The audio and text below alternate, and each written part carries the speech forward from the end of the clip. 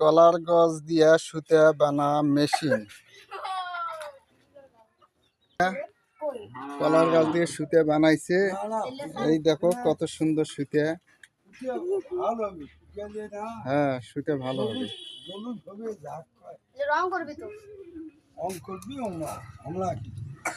এগুলো হলো সুতা। কত প্রকার সুতা দেখেন, দেখো বহুত বানাইছে। এগুলো হলো কলার গাছ। এগুলা বানাবে আজকে শুক্রবার, সে কারণে মেল বন্ধ। কালকে থেকে আবার শুরু হবে সুতা বানানো।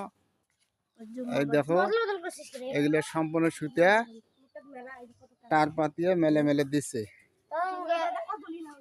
কত সুন্দর সুন্দর।